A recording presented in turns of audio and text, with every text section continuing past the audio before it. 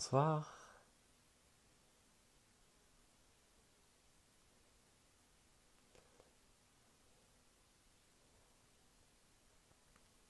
Bonsoir à tous. Hop.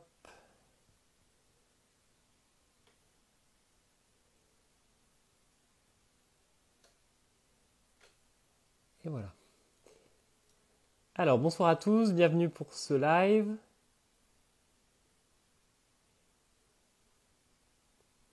Alors,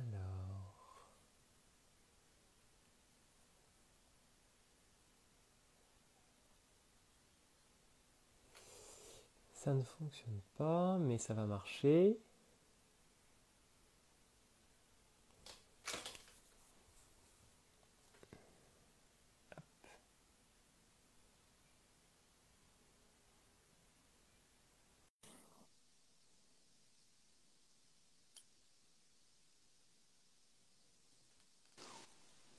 Bonsoir Laurence. Bonsoir. Bonsoir à tous, bienvenue pour ce live. Merci Laurence d'être là. C'est une série de lives que l'on inaugure aujourd'hui à Caméléon. Je m'appelle Thomas, je suis volontaire. J'ai rejoint donc l'association en février dernier. Et donc pour ce premier live, on s'est dit qu'on allait inviter la fondatrice, présidente Laurence Ligier. Donc merci Pas Laurence. présidente. Pas présidente, pardon. Fondatrice et directrice. Fondatrice et C'est directrice. déjà beaucoup. Ouais. C'est déjà beaucoup. Alors justement, pendant que tout le monde arrive, est-ce que vous pouvez nous dire aujourd'hui quel est votre rôle au sein de l'association après sa création, enfin depuis sa création où il y a 23 ans et plus particulièrement aujourd'hui? Bien sûr. Donc moi j'ai découvert, on va dire, les Philippines. J'avais à peine 20 ans. Je suis partie en mission humanitaire là-bas. J'ai pas choisi le pays. J'ai choisi une association qui m'a envoyée aux Philippines parce qu'il y avait des besoins. Et j'ai été vite confrontée à ce qu'on voit malheureusement toujours dans la rue actuellement, c'est-à-dire des enfants, des familles, des bébés dans la rue, des enfants qui mendient, qui se prostituent. Enfin, voilà. Donc j'ai été, je vais dire, choquée à cet âge-là, parce que moi je viens d'un milieu plutôt privilégié, sans pour autant avoir le rêve, la passion, l'envie, le projet de créer quelque chose. Mais bon, j'ai fait ma mission. Qui était dans une communauté rurale auprès de femmes.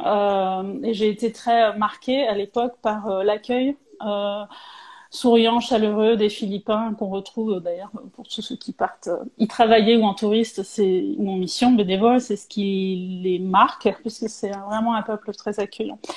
Et au bout de 2 mois, je suis rentrée en France et puis ça m'a trotté dans l'idée de repartir, ce que j'ai fait. Et puis après, on m'a proposé une mission d'1 an en bidonville où là, je fais court, mais bon, j'ai quand même décidé de suspendre mes études pour partir là-bas pour faire cette mission et découvrir ce pays un peu plus en profondeur et comment les gens vivaient et pourquoi ces enfants atterrissaient dans la rue.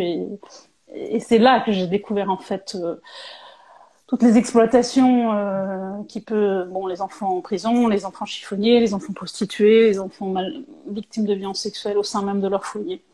Et donc, m'a trotté dans l'idée de faire quelque chose, mais encore une fois, à cette époque-là, j'avais pas le projet de créer Caméléon, ni la prétention d'ailleurs. On va pas comme ça dans un pays au bout du monde à 20 ans en disant je vais les sauver, je vais les aider. Bon, après on peut faire de son mieux en donnant du temps. C'est ce que j'avais essayé de faire. Mais c'est les Philippins qui eux-mêmes m'ont demandé de lever des fonds, de mobiliser mon entourage pour les aider à aider ces gamins. Et je savais pas que à cette époque-là, quand j'ai dit que j'allais essayer, j'y serais encore. Que ça allait durer 28 ans. Voilà. Ouais. Pour ma part, ça fait 28 ans puisque la première 28. mission 92. Et alors, en fait, vous avez été comme happé par ce destin auquel vous n'étiez pas forcément prédestiné et ce combat vous a touché et vous y avez consacré une bonne partie de votre vie jusqu'à maintenant. Oui, ça va je pense dans mon caractère, quand je m'engage, en général, quand je dis oui, je dis pas toujours oui, mais quand je dis oui, je vais jusqu'au bout. Et là, pour le coup, c'était répondre à un appel des Philippins, face à un besoin que moi j'avais identifié. Effectivement, c'était pas un projet en l'air. Et le fait que ça devienne d'eux, c'était très important pour moi. C'est pas moi qui ai dit je vais aller les aider. Et puis après, par contre, effectivement, le fait de dire oui, je vais essayer, de lever des fonds. Je ne savais pas du tout que ça serait aussi difficile, parce que ça l'est toujours maintenant, au bout de 23 ans de création de l'association. Mais à l'époque, évidemment plus, puisque j'étais jeune, puisque j'étais pas crédible, puisqu'il n'existait rien, pas de témoignage, pas d'image, rien à montrer à des futurs bailleurs, donateurs, parrains. Donc il a fallu partir de rien. Même les bâtiments n'existaient pas. Donc puisque justement il n'y avait pas d'association locale, c'est pour ça que j'ai dû tout créer. Et donc là, bien évidemment, enregistrer l'association, être accrédité par les services sociaux, on s'occupe pas d'enfants, et heureusement d'ailleurs, d'enfants mineurs comme ça, à mettre dans des maisons d'accueil sans toutes les autorisations qu'il fallait. Et puis je voulais vraiment qu'il y ait une participation des Philippins et des autorités publiques, on va dire, puisqu'en gros c'était une association. Cette association, toujours maintenant, fait un peu le rôle des services sociaux, donc je voulais qu'il y ait une participation.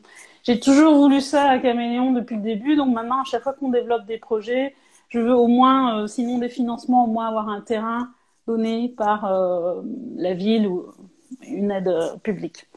Donc c'est ce que j'ai fait. Et j'y suis encore avec plusieurs centres et plusieurs enfants maintenant, des milliers d'enfants. Alors, on va dire bonjour à tous ceux qui nous rejoignent. Oui, merci d'être présents sur ce live. Alors, ils arrivent doucement, mais c'est le premier live, hein, donc on crée aussi un précédent qui, j'espère, va se poursuivre. 28 ans, 23 ans plus tard, vous êtes à Paris, là, dans les locaux de l'association, dans le 15e arrondissement. Quel est votre rôle aujourd'hui, à bonne distance des Philippines? Alors oui, j'ai passé presque 11 ans de ma vie sur le terrain pour tout mettre en place. Du coup, j'ai tout fait puisqu'il a fallu construire les bâtiments, accueillir et recruter le personnel, les former. Je me suis formée en même temps, en gros. Et puis, bon, j'avais terminé mes études, bien sûr, des études de droit et des études de commerce international, mais ça, tout le reste, ça s'apprend sur le terrain, au contact des enfants. Et puis, j'avais dit que je partirais. En fait, depuis que j'ai créé Caméléon, j'ai dit que je resterai pas toute ma vie. Pour moi, c'était pas une œuvre à vie, c'était quelque chose au démarrage qui répondait à un besoin. Mais après, le but c'était de le laisser, le bébé, le projet dans les mains des Philippins pour que eux-mêmes se l'approprient et le gèrent, parce que c'est comme ça que je conçois le développement durable, la pérennité d'un projet et pas faire de l'assistanat. Donc c'est en gros quand même ma grosse fierté maintenant. C'est de voir, donc moi, pour l'instant, Caméléon, c'est plus d'une cinquantaine de salariés philippins, un conseil d'administration philippin, bon, j'en fais partie, mais autrement, je me considère moitié française, moitié philippine maintenant. Mais il n'y a pas d'étrangers, voilà, partout, ou même au poste de direction aux Philippines. Et donc moi, quand j'ai senti qu'ils étaient en capacité de gérer, de s'occuper des enfants correctement, de ressentir ce que je sentais moi par rapport à ce projet, c'est-à-dire une fierté, l'envie d'aider ces gamins, ces enfants-là, et puis c'est ce que je ressens encore maintenant. Donc je veux dire, je suis partie sereine en leur laissant. Et puis bon, maintenant en France, mon rôle c'est plus de lever des fonds, parler du projet, mobiliser les gens autour de la cause, sensibiliser. Trouver des parrains, former des volontaires qui repartent sur le terrain. Bien sûr, je passe encore beaucoup de temps sur le terrain pour développer les programmes, mais j'ai plus le même rôle. Je ne dirige plus la structure locale, et ça, c'était important pour moi. Alors justement, on va en parler des actions que vous déployez aujourd'hui entre la France et les Philippines, et notamment à travers le parrainage, qui est une des activités, on peut dire, importantes de la cellule France de l'association. En quoi est-ce que ce parrainage consiste et quelle est l'importance pour les enfants aux Philippines de bénéficier du soutien de ces parrains? Oui, alors donc les enfants, les jeunes filles, les petites filles, parce que les plus petites ont 5 ans, et les jeunes filles qui sont référées chez nous par les services sociaux sont toutes victimes de violences sexuelles. Donc vraiment, c'est la cause, la lutte contre les violences sexuelles, c'est la mission de Caméléon principale. Et on a mis en place un système de parrainage scolaire, mais au-delà de ça, vraiment un accompagnement individuel et sur le long terme de parrains du monde entier, des parrains marraines. Bon, il y a beaucoup de Français puisqu'on est en France et qu'on mobilise, mais autrement, on a plus de 13 pays, je crois, où les parrains marraines sont implantés et donc ils accompagnent l'enfant, bien sûr financièrement pour aller au bout de ses études, mais aussi dans un soutien moral pour essayer de leur faire reprendre confiance en elles, qu'elles sont capables d'aller au bout de leurs études, elles-mêmes un jour devenir des mamans, casser le cycle de la violence, devenir des modèles pour les autres filles et peut-être même, et même sûrement, parce que maintenant au bout de 23 ans je vois ça, prendre le relais, s'approprier la mission, devenir ambassadrice elle-même des droits de l'enfant et faire en sorte que qu'il y ait moins de violences sexuelles au sein des communautés rurales ou des bidonvilles là où elles sont. Donc en fait le parrainage c'est ça, c'est vraiment un accompagnement dans la durée scolaire avant tout, mais au-delà. Et les parrains, bon, souvent c'est différents profils en fait, soit des familles où on implique les enfants, ça c'est bien aussi, où les enfants en Europe sont souvent privilégiés, donc le fait de voir des enfants au bout du monde qui vivent pas dans les mêmes conditions, qui n'ont pas quelque part autant de chance, c'est bien de leur ouvrir les yeux, de développer l'esprit solidaire, de leur faire parler anglais, puisque donc la langue officielle aux Philippines c'est l'anglais, d'échanger. Et puis il y a aussi des parrains qui vont sur place, parfois seuls, parfois en famille. Donc quand je dis échange, c'est important. C'est pas juste soutenir financièrement un enfant. Le parrainage, c'est vraiment un échange réciproque. Et on voit à travers les témoignages des parrains qui reviennent du terrain, ils disent souvent qu'ils ont reçu beaucoup plus que ce qu'ils ont l'impression de donner. Alors évidemment, les filles, c'est tout naturel. Pour elles, sont très touchées que des gens pensent à elles et les encouragent. Donc elles donnent leur temps, leur énergie, leur sourire, leur amour, enfin voilà, tout ce qu'elles peuvent donner. Donc c'est vraiment enrichissant dans les deux sens. Et là, bah ça tombe bien puisque on est en pleine campagne parrainage et donc on recherche des parrains actuellement. Oui, alors c'est ça, ouais. C'est bientôt la rentrée scolaire. C'est bientôt la rentrée scolaire et il y a donc des nouveaux enfants qui sont arrivés, que vous accueillez dans les maisons aux Philippines et qui recherchent des parrains. Alors, si on parle très concrètement, on fait comment lorsqu'on veut parrainer un enfant? Quelle est la procédure? Comment ça se passe? Est-ce qu'on choisit l'enfant que l'on va parrainer? Comment ça marche un peu tout ça? Non, alors non, ça, je le dis parfois, c'est un peu brusque, mais c'est vrai, on n'est pas au supermarché puis on choisit pas. Il y a des associations qui le proposent, je trouve ça horrible, sur photo, sur le site internet, tout ça.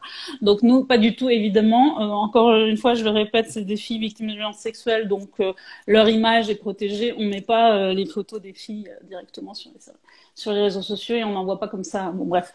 Et on choisit pas. Donc, c'est plutôt, on peut choisir une tranche d'âge, on va dire. Si les parrains marraines ont des enfants de 5 à 10 ans, voilà, ils peuvent me dire, mais c'est plutôt vraiment en fonction du besoin.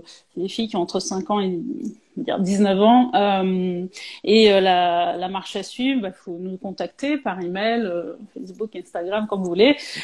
Contacter la responsable des parrainages en France ou par le site internet, il y a Je parraine un enfant.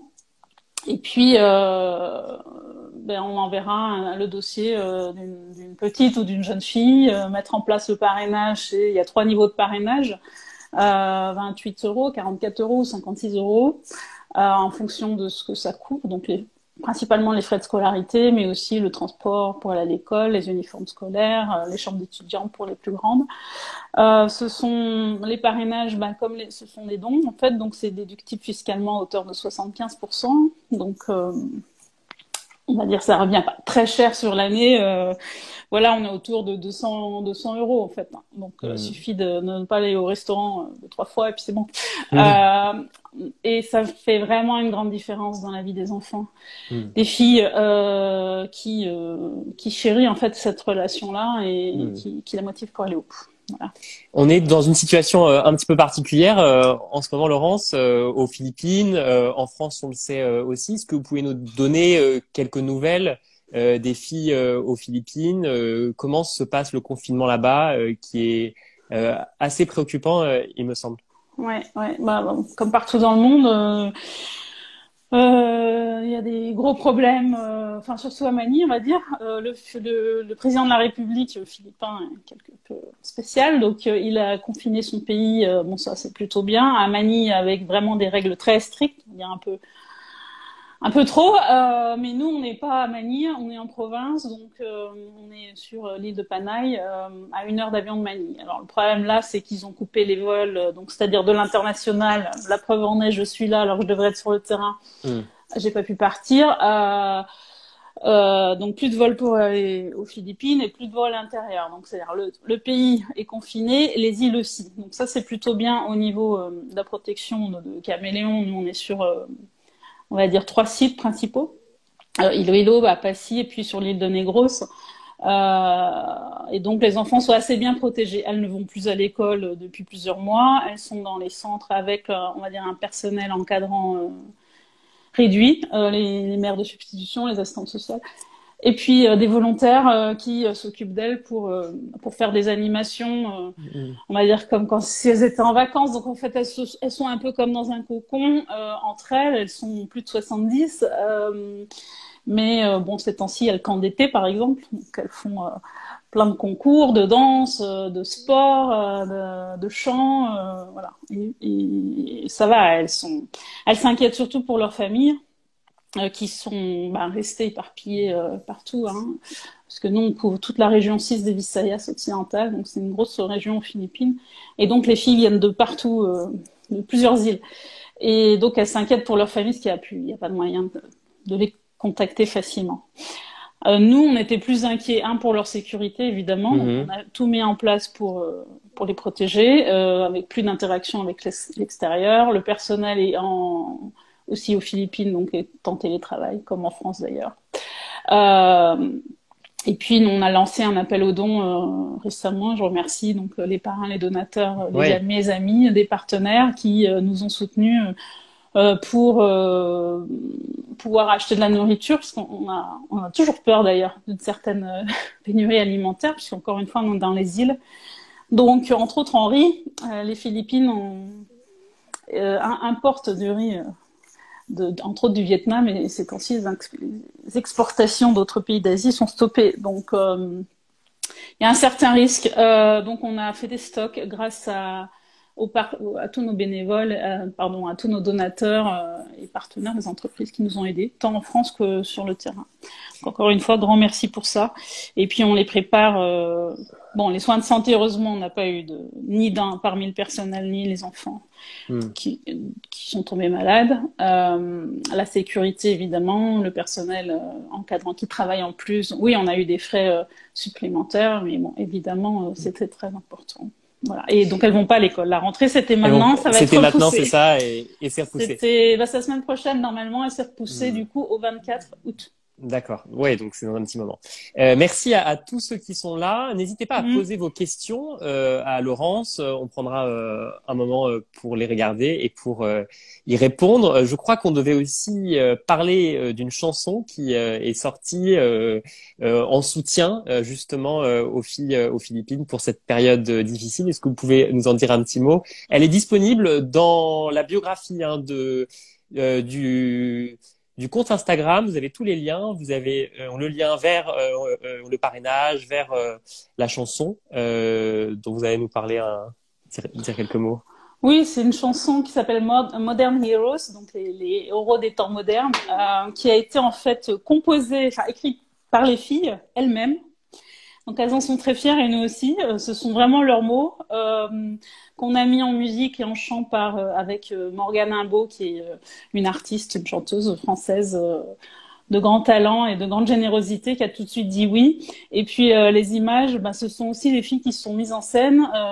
Certaines salariées aux Philippines qui sont d'anciennes bénéficiaires qui nous ont aidés à ramener des images. Et puis ici, avec des bénévoles, on a pu faire un montage. Donc il existe un clip vidéo. La chanson est aussi en téléchargement sur Bandcamp. Et puis pour les filles, c'était leur manière de dire merci à tous les frontliners, ceux qui sont au front, donc bien sûr les soignants, mais aussi les humanitaires, les bénévoles, les gens qui les ont aidés, puisque donc, comme j'ai fait un appel aux dons, elles le savent. Et c'était leur manière de dire merci à travers leurs mots, leur sourire et la mise en scène qu'elles ont fait. Elles ont vraiment tout créé. Voilà, donc on en est très fiers. Ouais. Alors, quand vous dites qu'il y a des anciennes bénéficiaires qui sont toujours à Caméléon, c'est-à-dire qu'en fait, après leur parcours dans ces programmes de réhabilitation et de soutien à l'éducation, il y a des jeunes femmes qui rejoignent Caméléon en tant que salariées, en tant aussi qu'ambassadeurs. C'est quelque chose qui est important, cette continuité-là de et cette pérennité dans le temps. Oui, c'est ça, c'est le bon mot. C'est la pérennité, c'est ce que je voulais. En tant que fondatrice, j'en suis fière parce que de voir les anciennes bénéficiaires que moi j'ai connues, pour certaines à 5 ans, 9 ans, 10 ans, et dont je parle d'ailleurs dans un livre que j'ai écrit il y a plusieurs années qui s'appelle Princesse des rues. Et en fait, c'est les mêmes filles qui maintenant ont 25 ans, 30 ans, 35 ans. Bon, je me sens un peu vieille, mais enfin, en tout cas, c'est les mêmes. Et elles ont... moi, je vois la transformation, justement. Bon, Caméléon, ça s'appelle Caméléon, pas pour rien. Ça symbolise l'adaptation, la transformation à un nouvel environnement. Et ces filles... notre baseline, c'est changing color, changing lives. Mais c'est bien ça. On a transformé leur vie. Et je les ai vues, moi, évoluer de petites filles à jeunes filles, à maintenant, effectivement, elles ont terminé leurs études supérieures, elles ou ils, parce qu'il y a aussi des garçons dans les villages qui sont très actifs pour Caméléon, et qui portent l'ADN comme je peux le porter moi, puisque j'ai créé l'association, mais elles, parce c'était leur deuxième famille, elles ont vécu cette transformation et le bienfait que ça leur a fait.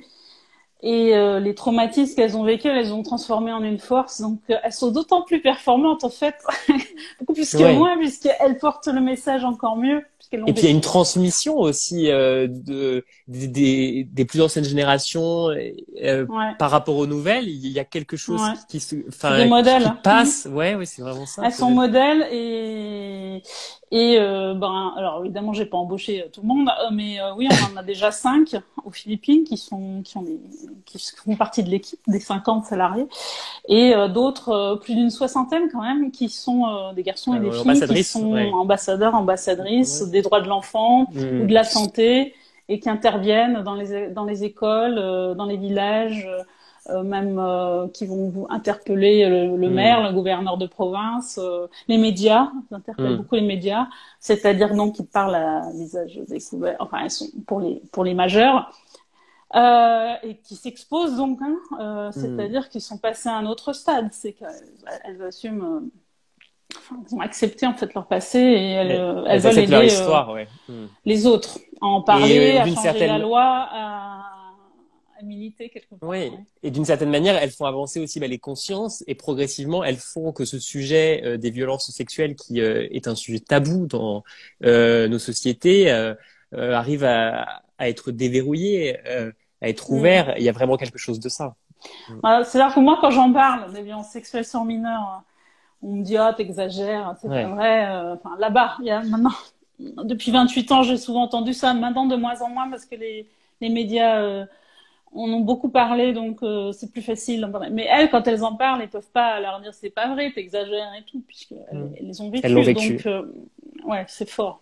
Et alors, ça se passe aux Philippines, à l'autre bout du monde, mais les violences sexuelles, c'est aussi en Europe, c'est aussi en France. C'est pour ça aussi que notre association est basée en France également et œuvre en France. Est-ce que vous pouvez nous faire un rapide état des lieux des violences sexuelles en France? Est-ce qu'il y a une parole qui est totalement libérée? Est-ce qu'il y a encore des tabous? Est-ce que les lois en vigueur sont suffisamment efficaces? On en est où en France?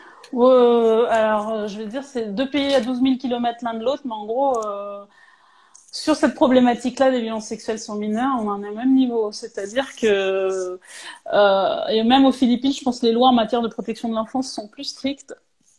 Et l'application de la loi, bon, pas toujours, mais bon. Enfin, je veux dire que c'est très cohérent pour Caméléon d'être sur les deux fronts, de parler de la même chose. Et en France, là aussi, en fait, pourquoi on a développé des actions en France? Parce que quand je faisais des conférences, quand je parlais aux parrains, à tout le monde. Bon, ah oui, c'est aux Philippines, c'est un pays non éduqué, les pauvres, nanana. Bon, il y a plein de violences sexuelles. Mais je dis, mais parce que vous pensez qu'en France, il y en a pas. Et alors là, depuis les derniers, heureusement, mouvements les femmes, la libération de la parole, les femmes, les enfants, bon, les choses qui sortent dans tous les milieux, on le sait, hein, le cinéma, l'église, le sport, la famille, puisque en France, 80% des violences sexuelles sur mineurs se passent dans le milieu familial, hein, avec des proches. Voilà. Bon, aux Philippines aussi, mais et donc c'était cohérent pour Caméléon de développer plus sa mission sociale en France. Alors pas avec l'accueil d'enfants victimes, mais beaucoup de sensibilisation, de prévention dans les écoles, à destination des enfants, mais aussi des encadrants, des parents qui parfois aussi sont démunis, ne savent pas comment faire. Et puis on l'espère, mais pas seul, dans des réseaux partenaires comme les membres de la Voix de l'enfant et aussi du COFRAD, essayer d'agir un peu plus au niveau du plaidoyer pour faire évoluer les choses, parce qu'effectivement, au niveau de l'âge du consentement sexuel, et en France et aux Philippines il est de 12 ans, en France, il y en a pas, on va dire. Donc, la loi, voilà, ne le prévoit pas. Pas clair. Pas clair. Du délai de prescription, bon là, il est passé à 30 ans maintenant, aux Philippines aussi. Mais après 28 ans, est-ce qu'il y a un peu d'espoir? Alors c'est ce que vous disiez avec la libération de la parole.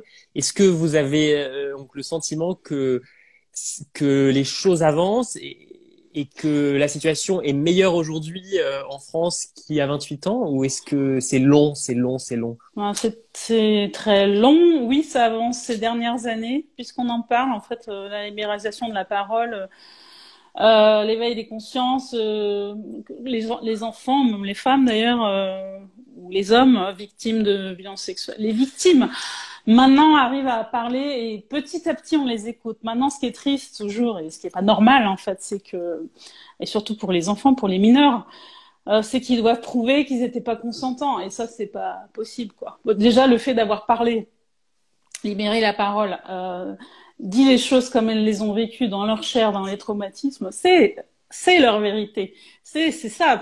Alors, on va leur demander de prouver. Ben non, ça c'est à nous d'apporter la preuve qu'elles ont été victimes, surtout quand elles tombent enceintes. Enfin, il y a tellement de cas, moi je vois que ça, des filles de 12 ans, 13 ans, 11 ans, 12 ans, 13 ans qui tombent enceintes aux Philippines, de leur père, de leur grand-père. Voilà, on est sur des cas comme ça, il faut encore qu'elles prouvent qu'elles n'étaient pas consentantes. Alors en France, ceux qui nous écoutent là sont... Alors je ne sais pas d'où viennent ceux qui nous écoutent. N'hésitez pas à nous dire de quel endroit du monde vous venez, si c'est en France ou à l'étranger. Lorsqu'on suspecte une violence sexuelle dans son entourage, un voisin, qu'est-ce qu'on peut faire concrètement pour agir sans prendre le risque de mettre en danger l'enfant? Il faut appeler le 119 en France, hein. Il faut appeler le 119 et puis après, vous êtes sûr, pas sûr, vaut mieux appeler et qu'après il y a des professionnels derrière qui interviennent plutôt que de rien dire. Donc le 119, c'est appel en danger, c'est ça. Enfin, c'est appel enfant en danger, hein, c'est ça. Donc c'est un numéro qui est gratuit, que l'on peut appeler, et il y a maintenant un interlocuteur qui est spécialisé sur cette question. C'est ça. Et sinon la meilleure solution en fait. On ne fait pas justice soi-même.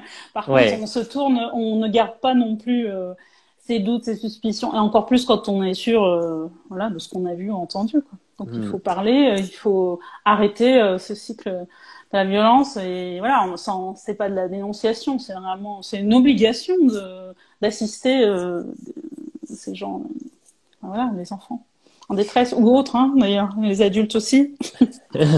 Alors, on est de plus en plus nombreux sur ce live. Il y a Isa qui vient de Toulouse, Antoine de Chamonix, Céline de Montréal. Bonjour Antoine. Donc, dans tous les endroits du monde, mais en tout cas de France. C'est des parrains, c'est des parrains. Voilà. Les noms, ça. Oui. Donc ils sont là et justement donc c'est peut-être donc le bon moment pour leur parler, pour vous parler d'une initiative que l'on reconduit chaque année. C'est notre participation à la course des héros, une course interassociative et qui aujourd'hui va se dérouler donc le 28 juin. Et qui va être un petit peu particulière. Est-ce que vous pouvez nous parler du format qui est organisé cette année et comment est-ce que tous ceux qui nous écoutent là peuvent donner un peu de leur temps pour l'association Caméléon et pour les enfants victimes de violences sexuelles? Oui, alors à cause du confinement, cette année, la course des héros, puisque c'est un événement solidaire annuel auquel participent beaucoup d'associations, est un peu spécial puisqu'il est en ligne, connecté, mais pour autant on peut s'engager.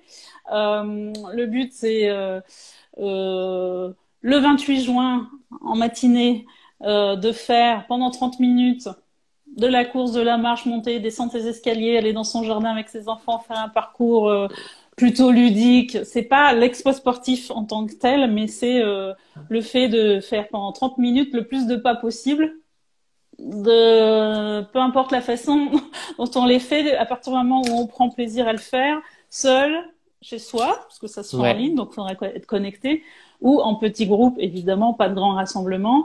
Caméléon met aussi le projet pas de regrouper, mais de réunir un petit peu moins de 10 personnes. Attention à ça. Pour que ce soit un peu plus convivial, en fait, c'est ça. Voilà, un peu au bois de Boulogne et au bois de Vincennes. Ouais. Parce qu'avant tout, et c'est ça, c'est très convivial, chaleureux, sympa pour l'association. Ce qu'il faut bien dire, c'est que n'importe qui en France, et si je me trompe pas dans le monde, peut y participer à partir du moment où vous êtes connecté. Et en fait, il faut bien vous rendre compte que une course de 30 minutes et un petit effort en amont pour récolter un peu d'argent, ça nous permet, nous, d'avoir une véritable action, un véritable impact, puisqu'ensuite, on va pouvoir aller intervenir dans les écoles et sensibiliser les enfants.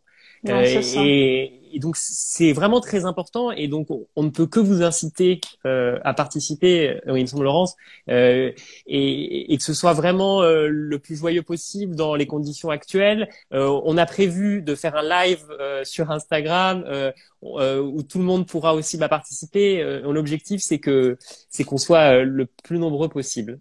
Voilà, donc on cherche des participants. Je vais pas dire des coureurs, parce que c'est pas la peine d'être très sportif. Par contre, participer, faut s'inscrire. Donc c'est pareil, la marche à suivre. Demain sur Facebook et sur Instagram, on postera un peu plus d'informations. Mais bon, faut s'inscrire sur une plateforme qui s'appelle Alvaroom.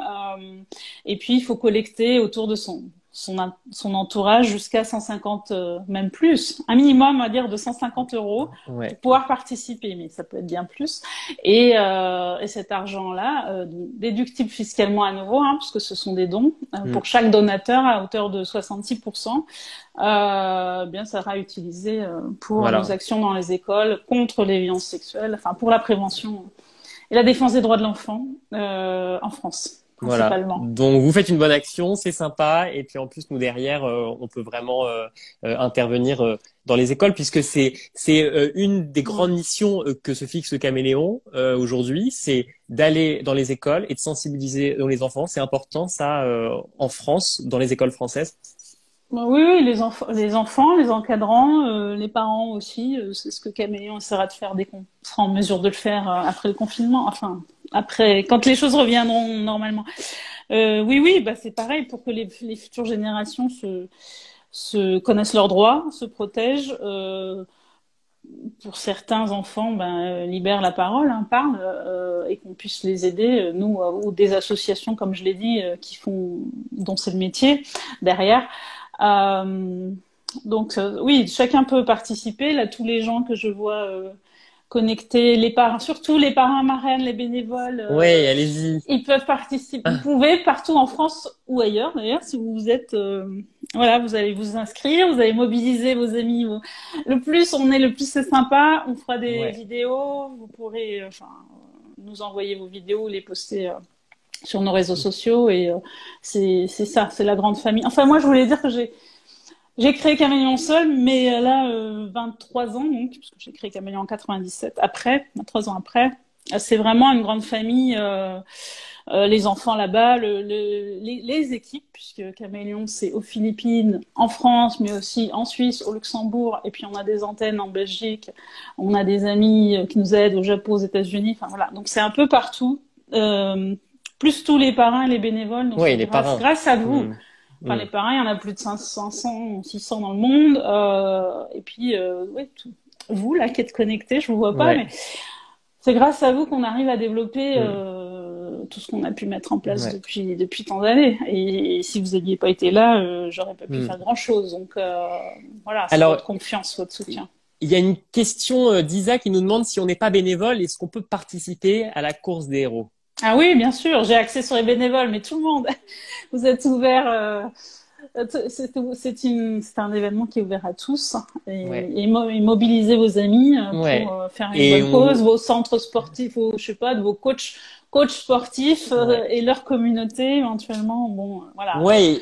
il faut Et ce qu'on peut s'inscrire dire, c'est que c'est et un collecter. événement qui peut se faire aussi en famille, avec ses Mm, enfants, et que l'idée, c'est aussi de les sensibiliser à toutes ces questions-là, hein, en trouvant les mots justes c'est peut-être. ça. Et on va créer d'ailleurs un événement sur Facebook où on va pouvoir mettre toutes les informations, on va pouvoir échanger. Il y a un concours de déguisement qui est organisé aussi, donc c'est vraiment extrêmement festif. Et puis on va vous mettre aussi des ressources pour en parler, pour parler de ce que fait Caméléon, de nos actions en France et comment aborder tous ces sujets-là avec vos enfants. Ça peut être quelque chose qui Mm, est très important. mm. Voilà. Voilà Isa.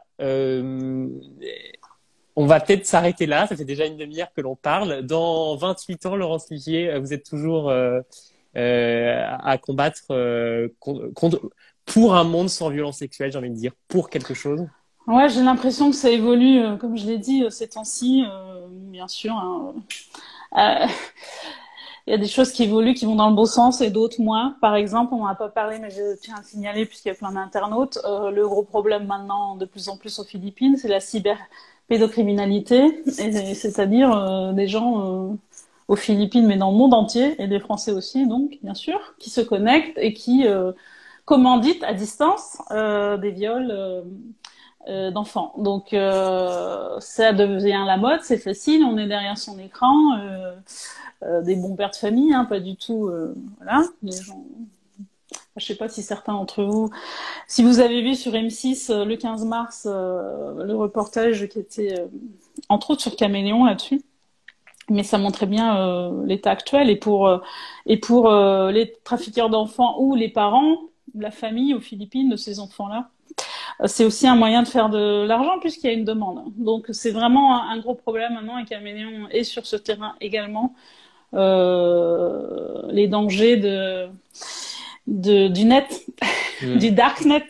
Ouais, et c'est Donc, peut-être ça finalement le grand combat qui nous attend dans les prochaines années, dans un monde qui est toujours plus technologique, où c'est la cyberviolence en fait. Donc c'est à ça qu'on va être de plus en plus à confronté. l'étranger, aux Philippines, ou Mais aussi en comme France, je l'ai, ouais. mais aussi en France, Aussi et en aux France. Philippines, et malheureusement dans des déviances de pire en pire, quoi. Donc Voilà. genre, c'est vraiment grave. Donc ouais, je suis toujours motivée évidemment par la cause parce qu'elle évolue, parce qu'il y a des besoins, mais je suis Ouais. quand même contente de voir ce qui se passe et de voir qu'il y a plein d'amis, de gens qui se mobilisent. Tout le monde peut pas aller aux Philippines, créer des trucs, mais tout le monde ne peut pas parrainer, mais tout le monde peut marcher, courir, monter les escaliers, pédaler et Voilà. faire quelque chose Et puis de bien être parrain, voilà, et puis être parrain pour ceux qui peuvent. Donc tous ceux qui sont connectés, on vous dit un grand merci d'avoir été là ce soir. Et donc vous pouvez nous rejoindre à travers le parrainage, à travers cet événement de la course des héros. Toutes les informations sont dans la biographie avec tous les liens vers notre site internet. On poste aussi régulièrement sur les réseaux sociaux. Et puis, on peut peut-être annoncer et dire, Laurence, que on va essayer de faire d'autres lives. On voudrait nous avons un live prévu mercredi prochain avec une marraine très fidèle. Est-ce que tu veux nous en dire un petit mot? Oui, c'est Laure Favre-Kahn, évidemment. On ne pouvait pas démarrer cette série de live sans elle. C'est une pianiste française qui est la marraine de l'association, que j'ai contactée il y a presque 15 ans maintenant, qui a tout de suite dit oui, qui est allée aux Philippines à 2 reprises, qui a fait des concerts et aux Philippines et en France au profit de l'association, qui est très, très engagée et qui est marraine elle-même de plusieurs filles, puisque depuis 15 ans maintenant, voilà, et elle a mobilisé son entourage. Donc très simplement, humblement, on a aussi, et heureusement, des personnalités, des artistes qui s'engagent, qui parfois font pas beaucoup de bruit, mais qui sont allés aux Philippines. Aider les filles, par exemple Sabrina Ouazani, et aussi aller aux Philippines faire du cirque avec les filles, parce qu'on fait beaucoup de cirque comme outil thérapeutique. Et c'est bien, et donc ça nous permet aussi de parler de la cause au plus grand nombre. Donc la prochaine invitée, ce sera voilà. la pianiste Laure Favre-Kahn. Ce sera mercredi prochain.